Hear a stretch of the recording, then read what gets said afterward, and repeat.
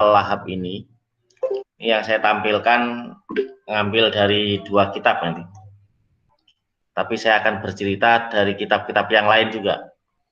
Ini yang saya tampilkan ini kitab Al-Lu'lu' wal Marjan fi Tafsiril Quran.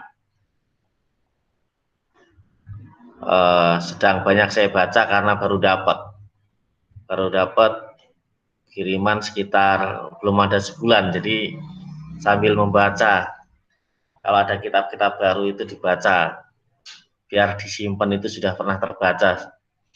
Nah, kalau ini tafsir Ibnu Katsir, tafsir Quranil Azim, Il-Hafidz Ibnu Katsir. Baik, bismillahirrahmanirrahim. Tabbat yada abi lahabi wa tab. Nah, itu ada, kalau qalqalah itu kan ada yang sughra, ada yang kubro, ada yang kemudian memisahkannya menjadi sughra, kubro, dan akbar. Ada yang 3, ada yang 2. Baik, surat Al-Lahab ini turunnya tidak di awal betul, tapi sekitar tahun keempat kenabian. Jadi Rasulullah sudah menjadi nabi sekitar tahun keempat. Nah, ini surat Al-Masad ini turun. Nah, memang waktu itu kan, kalau bulan sudah ada ya, bulan itu sudah ada. Muharram, Safar, Rabiul Awal, Rabiul Akhir, Rajab itu sudah ada.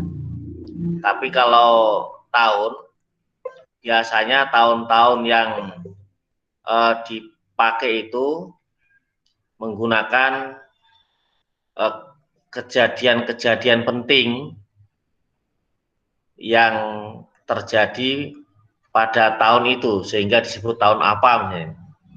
Maka nanti ada Amul Huzni, tahun kesedihan. Nah, kalau ini Al-Lahab atau Al-Masad ini diturunkan oleh Allah sekitar tahun keempat kenabian. Nah, gini, saya cerita dulu sebelum turunnya Al-Masad ini. Jadi Bapak Ibu sekalian, di dalam surat Asy-Syu'ara ayat 214-216, wa anzir ashiratakal aqrabin wahfid janahaka limanittaba'aka minal mu'minin fa in asauka faqul inni bari'um mimma ta'malun. Itu perintah supaya Rasulullah menyampaikan dakwah dimulai dari keluarga. Nah, ini ada beberapa alasan kenapa dimulai dari keluarga. Memang perintah untuk menyampaikan kebaikan itu kebanyakan di ajaran-ajaran Islam itu dimulai dari orang-orang terdekat. Nah, diantaranya orang terdekat itu adalah keluarga. Nah, di samping itu, menurut Pak Quraish Shihab, saya baca buku beliau itu, karena begini alasannya, orang Quraisy itu keluarga menjadi bagian penting. Jadi di Quraisy itu mereka kan bersuku-suku, berkelompok-kelompok. Nah, sehingga kebanyakan di antara mereka itu saling support, saling mendukung. Keluarga ini bagian penting dalam pengikatan apapun. Nah, makanya perintah, termasuk perintah dakwah ini, kemudian alasannya itu dimulai dari keluarga. pada saat Rasulullah menerima ayat itu, ini kemudian Rasul mengumpulkan keluarga besar beliau. Jadi dikumpulkan pada saat itu, diajak, ya kira-kira memang keterangannya di situ makan-makan bersama. Ya kalau kita di sini kan kumpul keluarga gitu kan, makan-makan bersama.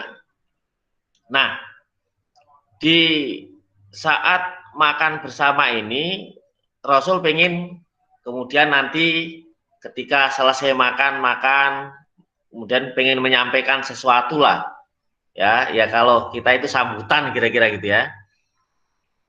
Tapi belum sampai tuntas, Abu Lahab kan kemarin saya sampaikan kalau beliau itu dekat juga dengan Abu Lahab, ya Rasulullah itu dekat dengan Abu Lahab, pernah keponakan, pernah tetangga, pernah sebagai besan gitu ya. Nah Abu Lahab ini ngajak, ayo bubar gitu ya. Di antara yang diajak Abu Lahab itu ada beberapa orang, tapi yang kemudian bubar pada saat itu Abu Lahab, Abu Thalib, Hamzah. Nah, itu mereka bubar duluan sebelum Rasulullah menyampaikan sambutannya, kata-kata sambutan. Nah, yang tinggal pada saat itu, yang belum bubar itu, diantaranya misalnya keluarga Ka'ab bin Lu'ay, ada Bani Murrah, ya bin Ka'ab, Bani Abdus Syam, Bani Abdul Muthalib itu sebagian ya. Nah, itu mendengar Rasulullah menyampaikan sambutannya itu mendengar. Nah, karena pada saat itu Rasul belum menyampaikan kepada seluruh keluarga, ya yang mendengar pada saat itu disampaikan juga bahwa Rasulullah menyampaikan itu, fa inni la amliku lakum minallahi syai'a ghaira anna lakum rahiman sa'abulluha bibalaliha. Karena aku tidak memiliki kemampuan sedikit pun untuk menampik bagian kalian jatuhnya siksa Allah, aku hanya menyadari bahwa ada hubungan kekeluargaan antara kita, dan yang ini saya akan pelihara dan menghubungkannya. Itu ada di hadis Imam Bukhari dan Imam Muslim, rawahu Syaikhoni. Jadi beliau menyampaikan itu. Artinya apa? Kalau kekeluargaan kita tetap menjadi keluarga, tetapi hubungan kepada Allah itu menjadi tanggung jawab masing-masing gitu. Maka di dalam ayat Al-Quran itu kemudian ada illa man atallaha biqalbin salim, kecuali nanti siapapun yang menghadap kepada Allah dengan hati yang salim, yang selamat itu membawa Islam itu. Nah, beliau kemudian mencoba untuk mengumpulkan lagi yang kedua kali. Jadi keluarga ini dikumpulkan kedua kalinya. Tapi pada saat mengumpulkan yang kedua sama juga, gagal juga. Nah itu, jadi Rasulullah itu upaya untuk bagaimana keluarganya lebih dulu mengetahui tentang Islam ini, telah paling tidak di dalam cerita ini sudah dilakukan dua kali.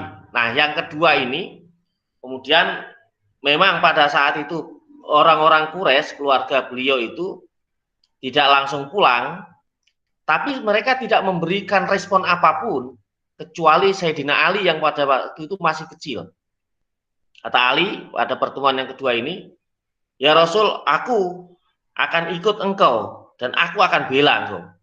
Nah, inilah diketawain ketika Ali begitu, diketawain sama keluarga yang lain. Nah, gitu ya. Sehingga upaya-upaya ini sesungguhnya sudah dilakukan ya. Nah, Bapak Ibu sekalian, jadi ini tadi mana tadi ya, sebentar yang saya ingin sampaikan nih. Nah, ini ya. Ini di dalam, kalau ini di Al-Lu'lu' wal Marjan nih. Ini Al-Lu'lu' wal Marjan. Ini halaman berapa nih? Oh, di sini nggak terlihat halamannya. Tadi kelihatannya ada halaman sekitar 400 berapa gitu. Yang ini kalimat yang ada di Al-Lu'lu' wal Marjan. Nah, nanti saya akan baca ini. Cuman sebelum saya baca ini, saya ingin cerita tadi tentang turunnya juga sesungguhnya. Ketika upaya 2 kali ini sudah dilakukan, ya, kemudian ada perintah di surat Al-Hijr, ya, surat ke-15 itu, fasda' bima tu'mar wa'rid 'anil musyrikin. Maka sampaikanlah olehmu secara terbuka apa yang diperintahkan kepadamu dan berpalinglah dari, istilahnya, jangan hiraukan itu gangguan dan ancaman orang-orang musyrik. Artinya apa? Ini perintah untuk dakwah terbuka. Nah, ini nanti saya baca. Karena Abu Lahabin ammu Rasulillah, ammu Rasuli sallallahu alaihi wasallam. Nah, ini kalau ada al begini, ini kan kita sudah belajar ya. Al begini ini namanya al ta'rif. Nah, ini Rasul ini yang dimaksud sudah tahu, berarti Rasulullah itu. Rasulullah sallallahu alaihi wasallam, Nabi Muhammad sallallahu alaihi wasallam. Karena Abu Lahabin ammur Rasuli sallallahu alaihi wasallam wa zaujatuhu Ummu Jamil wahia ukhtu Abi Sufyan Sayyidi Makkah. Sayyidi Makkata. Nah, ini harus dibaca Makkata ya. Kemarin sudah kita belajar ini tandanya, ini kan idhofah mudhof ilaih. Mudhof ilaih itu harus majrur, tandanya jar itu dibaca fathah. Ini bagian Makkata. Wa sahibi liwa'iha fil huruf min asyaddin nasi idza'an li Rasulillah sallallahu alaihi wasallam fakana Abu Lahabin yata'aqqabuhu fi kulli makanin. Nah, gini. Abu Lahab itu pamannya Rasul. Istrinya namanya Ummu Jamil, itu saudaranya Abi Sufyan. Kemarin sudah kita bahas. Abi Sufyan itu pimpinan Mekah. Abi Sufyan itu yang pegang, istilahnya pemilik, Sohib itu pemiliknya bendera Mekah ketika perang. Artinya ya memang yang istilahnya pimpinan yang diakui. Nah, min asyaddin nasi idza'an ini kembali kepada Abu Lahab. Jadi Abu Lahab itu termasuk orang yang sangat menyakiti, sangat menghina, melakukan penghinaan, melakukan merendahkan, itu macam-macam ya maknanya. Orang yang paling menyakiti, orang yang paling menghina, orang yang paling melakukan upaya-upaya merendahkan pada Rasulullah SAW itu Abu Lahab. Nah, di sini Abu Lahab ini sering ngikuti Rasul kemanapun Rasul pergi, fikul makanin, kemana saja. Ya, kemarin sudah saya sampaikan di pertemuan sebelumnya. Wa kullama qala inni Rasulullahi ilaikum kadzabahu Abu Lahabin. Nah, ini ketika Rasulullah menyampaikan kepada umat masyarakat tuh, aku ini utusan Allah kepadamu, gitu. Aku ini utusan Allah kepadamu. Itu Abu Lahab suka begini, suka bohong-bohongin, enggak bohong gitu ya. Ya itu kemarin saya ceritakan tuh. Bahkan Abu Lahab tuh sering ngikuti. Jadi pada musim-musim haji itu kalau lagi rame gitu ya, Abu Lahab mengikuti Rasul, kemanapun Rasul berangkat itu, jalan itu diikuti kayak anak kecil ngikuti orang tuanya gitu. Sambil nendangin batu-batu, kerikil-kerikil, tendang. Nah, kalau Rasulullah menyampaikan kepada orang-orang ini Rasulullah ilaikum, kadzabahu Abu Lahab. Abu Lahab ini membohong-bohongkan, mendustakan, bohong. Wa khawwafan nasa minhu. Dan Abu Lahab nakut-nakutin orang. Awas lo ya, awas lo kalau kamu ikut. Kira-kira gitulah. Jadi Ya Allah. Jadi ini Abu Lahab nih kelakuannya Abu Lahab. Nah, wahadzarahum min tasdiqihi. Wa kanat Ummu Jamil tas'abin namimah li ifsadi alaqatin Nabi sallallahu alaihi wasallam biqaumihi. Sedangkan Ummu Jamil itu istrinya itu tas'abin namimah itu bukan jalan-jalan istilahnya selalu dia bergerak untuk mengadu domba. Ya, liifsadi alaqatin Nabi supaya apa hubungan baik alaqah itu kan gantungan ya, menggantung itu alaqah. Jadi hubungan baik antara Nabi dengan kaumnya ini supaya rusak. Ini kelakuan Umi Jamil ini. Wa in dama'tala Rasulullah sallallahu alaihi wasallam as-sofa bijiwaril Masjidil Haram wa nada ala qaumihi qailan ya sobahah fastama'at ilaihi Quraisyun faqala ara'aitum in haddatsukum annal aduwa musbihukum aw mumsikum akuntum tasdikuni qalu na'am qala fa inni nadhirul lakum baina yadayya adzabin sadid. Ini jadi ketika Rasul naik ke Bukit Sofa, kalau di keterangan Prof. Quraisy itu memang kebiasaan orang Quraisy ini, Prof. Quraisy itu Prof. Quraisy Shihab Mas. Jadi dalam bukunya Profesor Quraisy Shihab itu menyampaikan gini, kebiasaan orang-orang Quraisy kalau mau menyampaikan pengumuman itu naik ke bukit itu, bukit yang agak tinggi, diantaranya sofa, ya sofa. Nanti di apa namanya tafsir Ibnu Katsir istilahnya beda, tidak menyebut nama sofa. Kalau di tafsir Lu'lu' wal Marjan ini jelas, ya, di situ ke Bukit Sofa di Jiwaril Masjidil Haram, ya, samping Masjidil Haram. Nah, kebiasaan orang-orang Quraisy ini dilakukan oleh Rasul juga. Jadi kalau mau manggil-manggil, kalau ada orang siapapun orang Quraisy itu kebiasaannya kemudian naik ke tempat-tempat yang agak tinggi gitu, di sana kan modelnya bukit-bukit. Kemudian menyampaikan panggilannya itu ya sobahah, itu panggilan yang umum dilakukan di sana. Nah, itu orang-orang Quraisy biasanya kalau ada panggilan begitu kumpul. Kalau di kan ini apa ya istilahnya kan beda tempat beda adat ya, beda tempat beda adat. Kalau dulu di Jawa kalau mau mengumpulkan orang panggilannya beda, pakai kentongan. Wah, kalau ada tong tong tong tong tong ya tinggal dihitung tuh kentongannya berapa. Itu nanti kumpul gitu.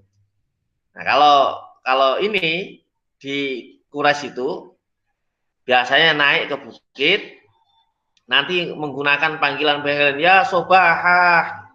Mereka kumpul. Nah, ketika kumpul itu kemudian nanti ada apa info-info penting yang disampaikan. Nah, ini pula yang dilakukan oleh Rasulullah Shallallahu Alaihi Wasallam. Jadi setelah tadi beliau mengumpulkan keluarga, paling tidak 2 kali sudah dikumpulkan, kemudian beliau mendapatkan perintah untuk menyampaikan Islam ini secara terang-terangan. Nah, maka ini beliau kemudian melakukan ya pengumuman itu terang-terangan. Ini terjadi pada apa namanya tahun keempat kenabian. Nah, Bapak Ibu hadirin, jadi ketika itu kumpul. Nah, pada saat kumpul itu kalau di situ ara'aitum in haddatsukum annal aduwa musbihukum aw mumsikum. Nah, ini kalimat yang sama disebut di dalam kitab Ibnu Katsir juga. Sama. Kalimatnya menggunakan aro'aitum in haddatsukum annal aduwa musbihukum. Di sini nanti. Nah, ini sama. Aro'aitum in haddatsukum ini, kalau ini Ibnu Katsir. Di halaman 699. Ini Ibnu Katsir yang jilid keempat. Ini. Sama ya, Sobah. Kalau di tempatnya Pak Kures itu kalimatnya berbeda, ya, bukan menggunakan aro'aitum in hadatukum ini. Beliau menggunakan aro'aitakum lau akhbartukum anna khailan minal wadi turidu an tuhiro alaikum akuntum musaddiqi. Nah, gitu kalimatnya. Bagaimana pendapat kalian seandainya aku menyampaikan bahwa di belakang lembah ini ada pasukan berkuda yang bermaksud menyerang kalian? Itu kalimatnya di Prof. Kures begitu. Kalau ini, ara'aitum in haddatsukum annal aduwa musbihukum aw mumsikum akuntum tusaddiquni. Bagaimana pendapat kalian seandainya aku sampaikan kepada kalian bahwa musuh, sama-sama sih sebenarnya, intinya sama. Jadi Nabi itu tanya dulu, orang Quraisy, seandainya aku sampaikan kepada kalian bahwa ada musuh yang mengancam kalian, gitu, ya kan? Pagi atau sore, gitu. Kalau di kalimat Pak Kures tadi, seandainya saya bicara kepada sekalian bahwa di belakang lembah sebelah sana itu ada pasukan berkuda yang bermaksud menyerang kalian. Apakah kalian percaya kepadaku? Jadi Nabi tanya dulu. Ini sesuatu yang mustahil. Ya, bertanya sesuatu yang mustahil. Seandainya, nah itu, aku mengatakan seperti ini, apakah kalian percaya? Seandainya aku bicara begini, apakah kalian percaya? Jadi ditanya dulu dengan hal-hal yang aneh-aneh istilahnya itu. Kalau aku begini kalian percaya nggak? Kalau begini percaya nggak? Kalau begini percaya nggak? Ini pertanyaan-pertanyaan mengawali, tapi pertanyaan yang kira-kira orang-orang yang mendengar itu berpikirnya bahwa ini Muhammad nggak ngelihat di sana. Nah, jadi menguji keyakinan. Ternyata orang-orang Quraisy menjawabnya qalu na'am. Mereka sepakat menjawab ya. Kami percaya karena Nabi memang dikenal oleh orang-orang Quraisy itu sebagai Al-Amin. Rasulullah itu dikenal oleh orang-orang Quraisy sebagai Al-Amin. Dari kecil, dari masa muda beliau kan dipercaya orang yang jujur dan terpercaya itu Al-Amin. Jadi perilakunya baik, dikenal sebagai orang baik, kemudian memang apa yang dilakukan juga melakukan kebaikan-kebaikan. Nah ini, jadi itu sudah diakui oleh orang-orang Quraisy sejak beliau muda. Makanya apapun yang dikatakan oleh Nabi, mereka mempercayai. Tetapi sekalipun demikian, Nabi tidak kemudian langsung mengatakan bahwa saya menyampaikan ini, diuji dulu mereka. Kalau aku mengatakan begini, kalian percaya nggak? Kalau aku mengatakan bahwa di belakang sana ada musuh yang mengancam, yang sudah mau datang ke sini, kalian percaya nggak? Ya, gitu. Ternyata mereka menjawab, ya, kami percaya. Nah, Bapak Ibu sekalian, jadi setelah mereka menyatakan kepercayaannya itu, kemudian Rasul melanjutkan, fa inni nadhirun lakum fa inni nadhirul lakum baina yaday adzabin syadid. Maka berarti kalau pakai fa itu jaraknya nggak lama. Setelah mereka kira-kira menjawab ya ya kami percaya begitu, itu kemudian Rasul melanjutkan, sesungguhnya aku ingin menyampaikan kepada kalian, mengingatkan kepada kalian, nadhir itu mengingatkan, bahwa di hadapan kalian ini baina yaday adzabin syadid, itu kalian akan sangat mungkin terancam dengan azab yang sangat pedih. Nah, ini mereka paham walaupun kalimatnya singkat ya. Kalimatnya itu jadi mereka memahami bahwa Rasulullah menyampaikan kepada kaum pada saat itu, apa yang kalian lakukan selama ini, wah ini terancam, ini sebuah kesalahan yang terancam, ada ancamannya, azab bin syadid itu azab yang sangat pedih. Nah, pada saat itu kemudian faqala Abu Lahabin alihadza jamak tanah. Abu Lahab kemudian usul gitu, wah menyela gitu.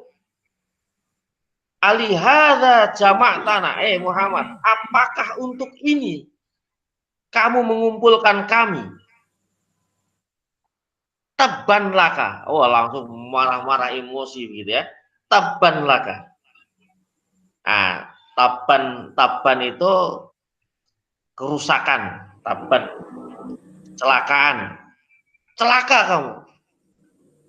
Kalau biasa di dalam bahasa Arab itu yang digunakan halaka. Ya, halaka. Ini tabban laka. Tabban itu udah celaka yang apa ya, yang dahsyat gitu. Ini menggambarkan kekesalan Abu Lahab. Fa'anzalallahu azza wa jalla abad yada Abi Lahab. Di dalam tafsir Al-Marjan ini kemudian fa'anzalallahu azza wa jalla tabat yada Abi Lahab ila akhirih rawahul Bukhari an Ibnu Abbas. Ini hadis ini ada juga diriwayatkan oleh Imam Bukhari dari Ibnu Abbas. Kalau di dalam ini di apa namanya Ibnu Katsir sama ya, fa inni nadhirul lakum baina yadi adzabin syadid. Kemudian faqala Abu Lahabin ali hadza jama'tana tabban laka. Nah, sama fa anjalallahu. Ini rupanya Ibnu Katsir dan Al-Lu'lu' wal Marjan ini sama-sama menggunakan hadis yang sama. Kalau di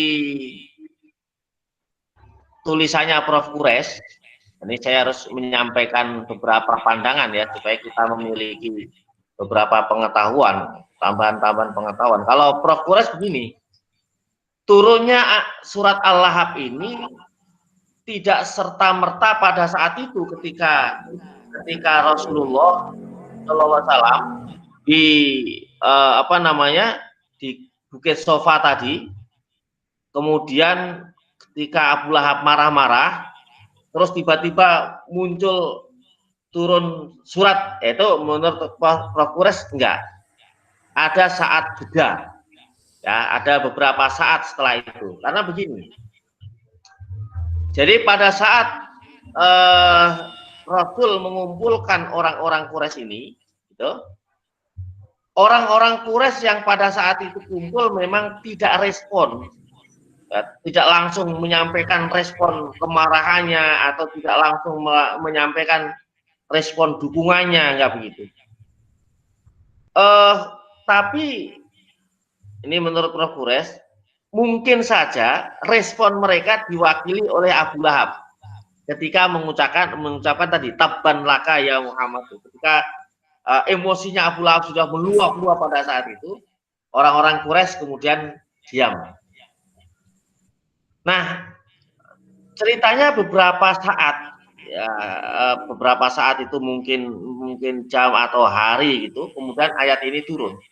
Karena begini, menurut Prof. Quraisy itu kemudian mendasarkan pada pemikirannya Al-Ghazali, Allah itu punya sifat Al-Halim. Jadi sifatnya Allah Al-Halim itu dimaknai oleh Imam Ghazali, kalau diterjemahkan kira-kira begini. Allah itu yang menyaksikan kedurhakaan para pendurhaka. Allah itu menyaksikan kedurhakaan para pendurhaka itu Allah betul-betul tahu. Allah juga melihat pembangkangan orang-orang yang membangkang. Tahu, Allah tahu. Tetapi kemarahan tidak mengundangnya. Jadi misalnya Allah sifat-sifat itu kan Allah murka ya.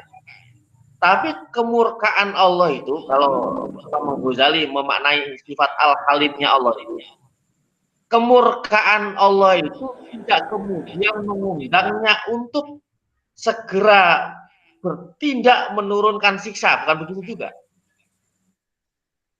Jadi Allah itu tidak kemudian tergesa-gesa menurunkan sanksi, padahal Allah sangat mampu dan sangat kuasa melakukan itu. Itu makna Al-Halim menurut Imam Ghazali.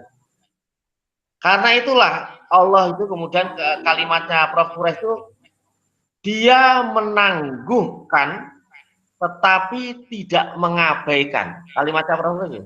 Jadi dia itu maksudnya Allah.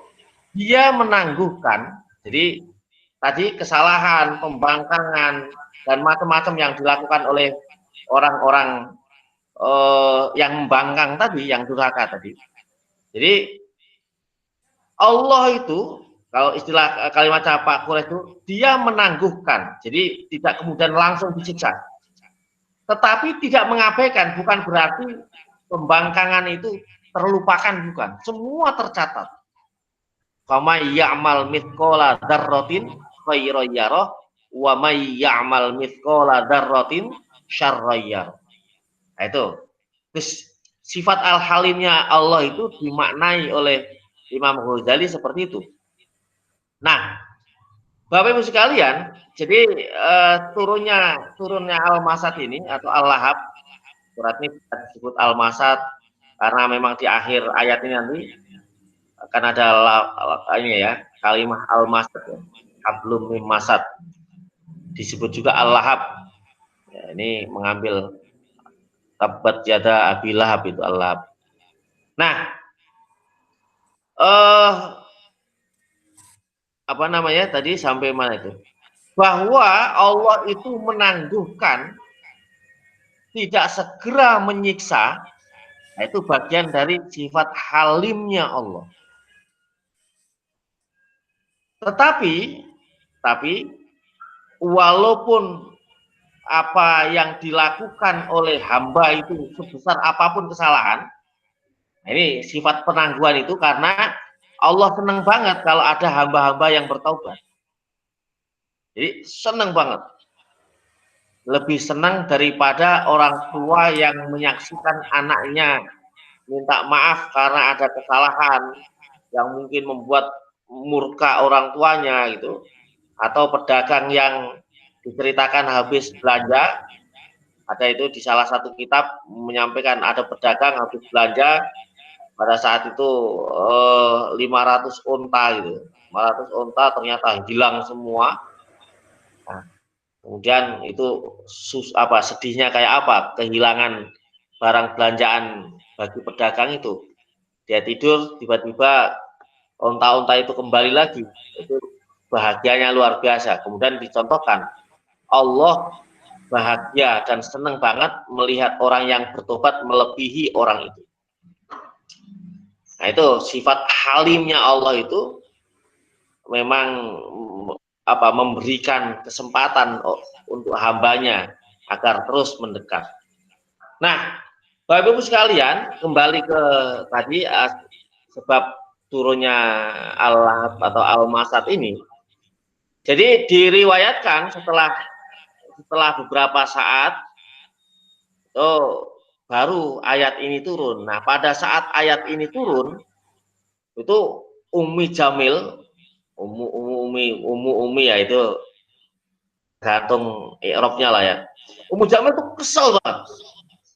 Ya, tahu ada ayat ini turun tuh kesel banget. Nah, saking keselnya Ummu Jamil datengin ke masjid. Ya, ini ngerasa menjadi tokoh. Kan pada saat itu Abu Lahab tadi jadi tokoh ya, Ummu Jamil juga tokoh, istrinya tokoh, kakak enggak tahu kakak apa, kakaknya mungkin ya. Kalau ukhtun itu kan tergantung ukhtun sogir atau ukhtun kabirnya Abu Sofyan. Di sini tadi tulisannya kan ukhtun, cuman ukhtun. Saudaranya Abu Sofyan, pimpinan Mekah pada saat itu, wow, ngerasa hebat Ummu Jamil itu. Jadi pada saat surat ini turun, Ummu Jamil itu bawa kemarahannya gitu, sambil bawa batu, entah batunya seberapa besar yang dibawa oleh ibu-ibu itu. Dia kesel, datang ke masjid, pengen, karena Rasulullah itu kan sering di masjid ya. Pada saat itu Rasul memang sedang di masjid sama Abu Bakar. Nah, Rasulullah tuh diomelin apa diumpah-umpah lah pada situ. Jadi menggunakan kalimat muzammam. Jadi Ummu Jamil itu menyebut Rasul sebagai muzammam. Muzammam itu yang tercela. Tercela, wah, udah macam-macam lah. Ya, jadi ini bisa kebayang ya, ibu-ibu tokoh gitu ngerasa jadi orang hebat gitu, ngomelin orang yang dianggap sebagai apa, orang-orang yang ngeselin, yang jadi musuh dan lain sebagainya lah. Itu nggak kebayang kira-kira itu. Jadi si Ummu Jamil itu betul-betul marah-marah, muzammam dan macam-macam lah, sambil membawa batu tadi. Kita kan tuh sambil bawa batu, mata batu itu batu kerikil atau apa. Apa yang ingin disampaikan? Jadi pengen menyampaikan kemarahannya sambil ngelemparin Rasul. Nah, pada saat itulah diceritakan, ini kalau itu ceritanya di tulisannya Prof. Quraisy ya. Diceritakan kemudian Ummu Jamil itu nggak ngelihat bahwa Rasulullah di situ. Jadi istilahnya mau melempar kemana ini orangnya tadi mau dilempar ya. Jadi akhirnya nggak jadi itu lempar. Ini gambaran bagaimana kebencian Abu Lahab dan keluarganya, Abu Lahab dan istrinya ini kepada Rasulullah, sehingga ayat Al-Lahab atau surat Al-Masad ini turun. Jadi Bapak Ibu sekalian, tapi apa yang dilakukan Abu Lahab ini kemudian memang dibalas oleh Allah. Rasul tidak membalas apa-apa. Pada saat Abu Lahab itu ngomel-ngomel tuh, Rasul juga nggak membalas omelan Abu Lahab. Dan pada saat itu beliau ya hanya istilahnya menyadari kemarahan Abu Lahab, walaupun Rasulullah nggak suka dengan itu. Tapi Allah yang marah. Ini jadi kalau ada orang-orang yang cintai Allah itu, kekasih Allah itu, mungkin kalau kita perlakukan mereka dengan tidak baik, mungkin kekasih Allah ini menyadari dan tidak membalas pada saat itu, tapi Allah yang balas. Ya, itu makanya ada hadis itu kan, para kekasih Allah itu mulutnya itu sudah menjadi mulut Allah, tangannya tangan Allah itu apapun yang dilakukan itu sudah menjadi bisa bertepatan dengan qada dan takdir Allah. Ini para kekasih Allah. Nah, sama si Abu Lahab ini juga kemudian karena perilakunya tersebut sampai mengucap taban laka, celaka kali kamu Muhammad itu, akhirnya Abu Lahab sendiri yang celaka. Jadi kecelakaan yang dialami oleh Abu Lahab ini tidak hanya kecelakaan di akhirat nanti, tapi sudah dirasakan oleh Abu Lahab di dunia. Abu Lahab itu diceritakan meninggalnya, kalau di dalam tulisan Prof. Quraisy itu di tahun kedua Hijriah. Jadi setelah perang Badar itu. Jadi setelah perang Badar pada tahun kedua Hijriah itu Abu Lahab kena sakit lepra namanya. Jadi sakit lepra itu sakit menular. Jadi kayak apa, kalau sekarang itu ada penyakit yang menular sehingga orang itu takut untuk mendekat itu. Mungkin kalau sekarang virus corona menular ya. Nah itu Abu Lahab begitu. Diceritakan pada saat itu Abu Lahab ini kena lepra. Nah karena Abu Lahab kena lepra, maka orang-orang, sahabat-sahabat, keluarga ini menjauhi. Sampai akhirnya ketika Abu Lahab itu meninggal, itu gak ada orang yang kemudian berani mendekat untuk menguburkan, itu gak ada. Ceritanya begitu ceritanya. Ini ditampakkan oleh Allah istilahnya kenistaan Abu Lahab mulai di dunia. Jadi ceritanya itu kena, kalau kalimatnya Prof itu kena lepra itu. Nah, sampai 3 hari ini mayat itu masih, akhirnya karena ya lama-lama juga membuat orang-orang ini bau juga kan, kena baunya mayat itu, dibuatkan itu lubang gitu, dibuat lubang.